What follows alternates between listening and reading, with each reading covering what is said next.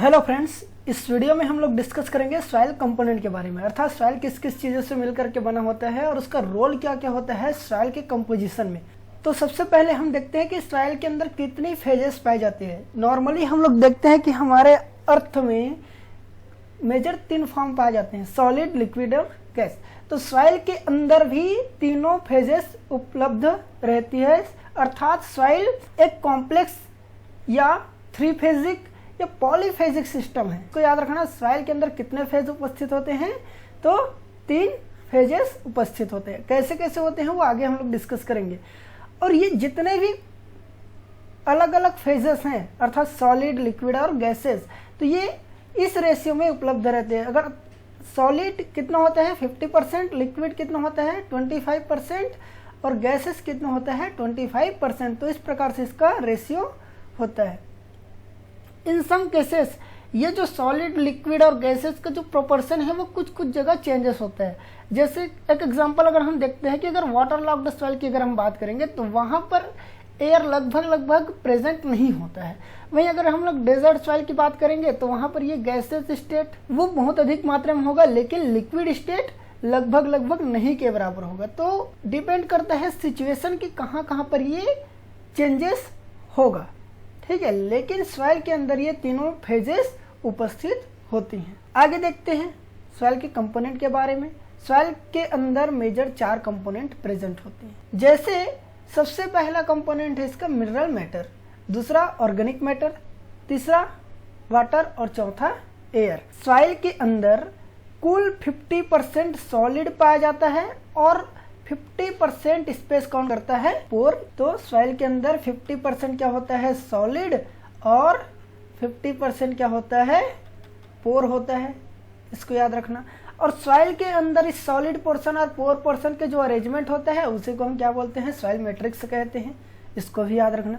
अगला हम देखते हैं कि सॉइल के अंदर मिनरल मैटर होता है वो कितना % होता है, ऑर्गेनिक मैटर। ये जो दोनों होते हैं सॉइल के अंदर मिनरल मैटर और ऑर्गेनिक मैटर मिल करके सॉइल का सॉलिड पोर्शन बनाते हैं, अर्थात 50% एरिया को कवर करते हैं, जिनमें मिनरल कितना % होता है 45% और ऑर्गेनिक मैटर होता है लगभग 5%। जैसे कि पहले भी बताया हूँ कि ये सारे जो रेशियो है 45-5 और 25-25 ये रेशियो चेंजेस होते रहते हैं अकॉर्डिंग टू सिचुएशन, क्लाइमेट। तो मिनरल मैटर कितना होता है 45% और ऑर्गेनिक मैटर 5%। ये दोनों मिलकर के सॉलिड स्पेस को कवर करता है 50%। ओके, फिर पोर स्पेस कितना होता है 50%। इस 50% पोर स्पेस को 2 चीजें कवर करती है, ठीक।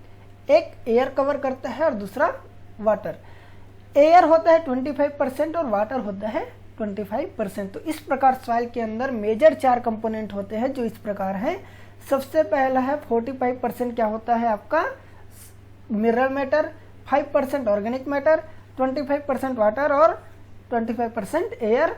ये जो एयर और वाटर मिल करके 50% पोर स्पेस को कवर करता है और 50% सॉलिड स्पेस को कौन कवर करता है, ये मिनरल और ऑर्गेनिक। जो प्रोपोर्शन ऑफ एयर है और ये वाटर वो हाईली क्या बोल सकते हैं डायनेमिक है, या बहुत ज्यादा ये दोनों चेंजेस होते रहते हैं। ऑर्गेनिक मैटर और मिनरल मैटर में भी चेंजेस होता है इसके जो कंपोजिशन है उसमें, लेकिन ये बहुत धीरे प्रोसेस होता है। लेकिन पोर स्पेस के अंदर जो एयर और वाटर का जो कंपोजिशन है वो रेगुलरली चेंज होते रहते हैं। तो ये जो सॉलिड स्पेस वो क्या है स्टैटिक बोल सकते हो, और पोर स्पेस का जो कंपोजिशन है वो बोल सकते हो डायनेमिक है। और ये कब चेंज होगा, जब ये किस पे ऊपर डिपेंड करते हैं, ये जो चेंजेस है वो वेदर और इन्वायरमेंट के ऊपर डिपेंड करते हैं। अगला देखते हैं हमारे अंदर इसके क्या क्या फैक्ट और हमें आवश्यक होती है। तो जो ऑर्गेनिक मैटर होता है वो मेन सोर्स होता है किसका, नाइट्रोजन का। 5 से 6% फास्फोरस को कवर करता है और 80% सल्फर कहाँ से आता है, इन्हीं ऑर्गेनिक मैटर से। इसके अलावा कुछ ट्रेस एलिमेंट या बोल सकते हैं माइक्रोन्यूट्रिएंट जैसे बोरान है, मोलिब्डेनम है, ये भी कहाँ से प्राप्त होता है, पौधों को ऑर्गेनिक मैटर से प्राप्त होता है। तो बोल सकते हो कि ऑर्गेनिक मैटर क्या होता है, न्यूट्रिएंट का एक सोर्स होता है।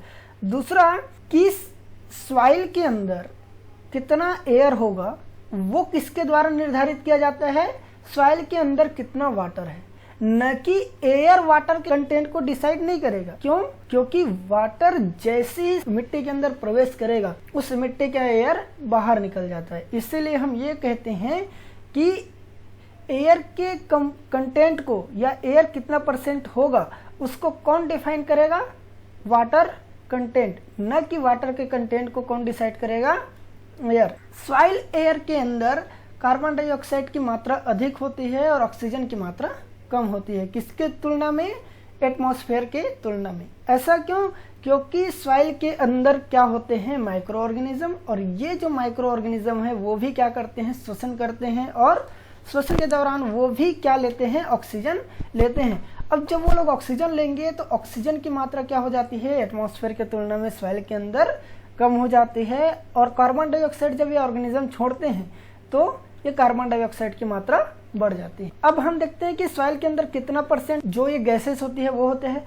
तो सॉइल एयर के अंदर हम बात करें ऑक्सीजन कितना होता है तो 20.05 और एटमॉस्फेयर एयर में 20.97, अर्थात सॉइल एयर के अंदर ऑक्सीजन की मात्रा कम है।